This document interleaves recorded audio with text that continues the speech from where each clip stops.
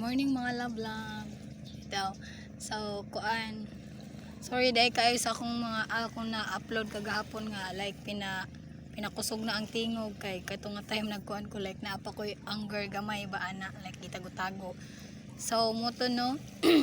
Dako kay pasalamat na ako sa Ginoo nga kaning abot ni siya nga time nga kanang gipa-remind na po ko sa Ginoo nga dapat i-fully forgive jud nimo ang usa ka tawo, like di na ka magbilin og usa pa ka anger diha or di na ka magbilin og kasuko pa diha sa imong kasing-kasing kay mura nag-imong gitagaan og way si Satan nga mo balik mo kuan mo sige ni mo ruin sa imuhang kalipay ana. So muto no, update lang kagabi muto nag-inom na pug ko. So like di ko gusto og banha ba ning hangyo lang ko nga pahinayan ang tukar ba nya muto na mali day nako sa pag-approach. So wa na mauna ko pag-approach nya muto may gani si kuan kay like taas gyapon siya pasensya ana. Tas muto nagkatinubagay mi ana kay gigawas nako akong gibati ana kay kung dili magawas sakit kaayo sa dugan. So inana na siya no, ang usa ka tawo nga naapay kasuko sa usa ka tawo mura ka naghihigtan no, mura ka gihigtan ana nga ikaw ray naghigot sa imong kaugalingon ana. So muto sa kadugayon ato taod-taod sa pagka taod-taod kagabi nagsulti siya nag-explain siya sa iyang side nga kuan ba i-respect sad siya ba in ana nga kanang gusto lang man niya nga maglingaw-lingaw kay sa amo ang family ganahan mo jud may kanta-kanta char. Oo, sa gusto lang niya maglingaw-lingaw kuno in ana kay kanang like lisod pod og moadto siya sa laing lugar maglingaw-lingaw. So kami na pod ang mabalaka in ana. So muto sa pagsulti niya ato nagyaw-yaw pa to siya una tas muto pagsulti niya ato ning kuan akong like ning kuan akong heart ba nga mangayog sorry. So muto ko kang ano yung kunoy sorry kaayo ana. So muto ning hilom na siya inana.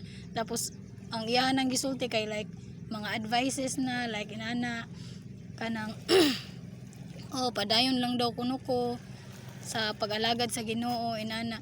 So nindot kaayo no once ang usa ka tawo no nga kanang maka-forgive na ka makaginhawa jud kag tarong unya kanang lami kaayos pamati.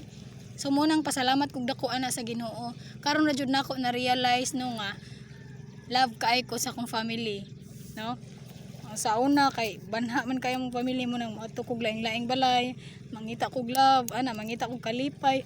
Pero karon nindot na jud ang family karon kay kanang nanay peace magsinabtanay lang jud ana unya dapat pakuanon lang jud ang gugma no. Kay mga Kristohanon sa una naka-judge ko sa ila nga di man guro ni sila mga Kristohanon kay ang mga binuhatan in ana dili di ay ako mga family sila mga Kristohanon na pud di ay sama nako pero kuan lang sila like agakunon pa ba ana.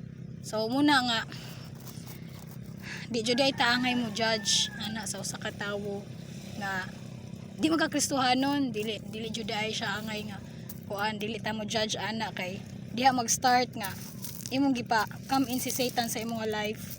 Muna nga thankful kaayo ko sa mga mag-advise sa ako open ra kaayo ko sa advice basta tarungon lang og sulti like the way on the way pag deliver nga ma-advisean ko open kaayo ko ana basta kaning kuan sige na ni sakto lang og way sa pagsulti ba ana. So maura to, thank you kaayo. Okay na kayo ko ay update di ay kanang kagabi nakatug na ko lami akong tug sa kuan ra dayto sa tambal ra dayto kanang sige ni sa tambal ra dayto sa dosage ra dayto sa tambal mo nang wako katug atong last kuan. So karon lami na kayo kong tug ana. So thank you kaayo.